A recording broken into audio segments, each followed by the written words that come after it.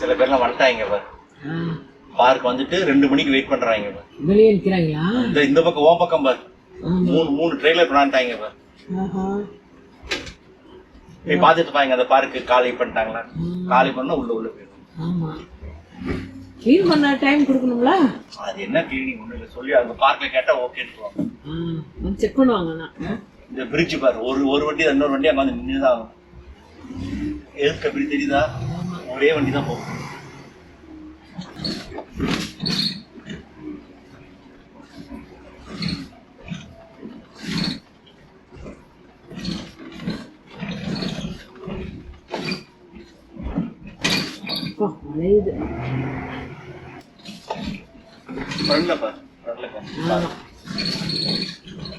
பார்க்க விட்டு கிளம்பியாச்சு நம்ம. அவ்வளவுதான், நாளைக்கு ஆபீஸுக்கு ஓட வேண்டியதான். நீங்க எவ்வளவு பேர் பண்ணலாம் பாரு சைட்ல ஓ பக்கம்டா. ராத்திரி நேரத்துல வந்தோம்னா ஜஸ்ட் லேசா ஸ்லிப் பண்ணா போச்சு. இங்கெல்லாம் லைட்டே இருக்காது. ரொம்ப தெரியும் இருக்கா எனக்கு அவதே தெரியல. வண்டி என்ன ஆயிரும், டபக்குன்னு இறங்கிச்சா வண்டி எடுக்க முடியாது.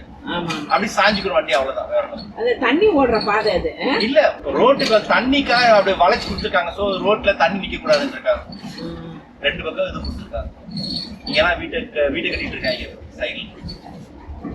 இந்த ஓ பக்கமா காட்டுல வீடை கட்டிக்கிட்டு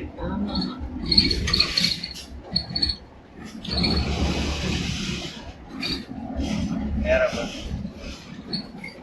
இதுதான் கண்ட்ரி சைடுன்றது.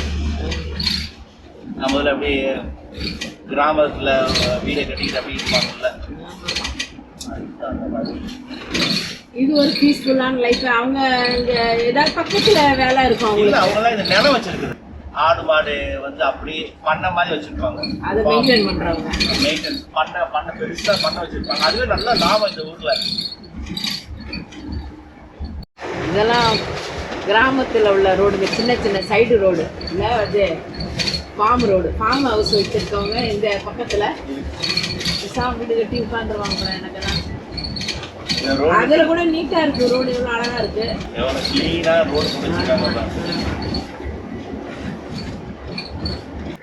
உங்களுக்கு இந்த வீடியோ பிடிச்சிருக்குன்னு நினைக்கிறேன்.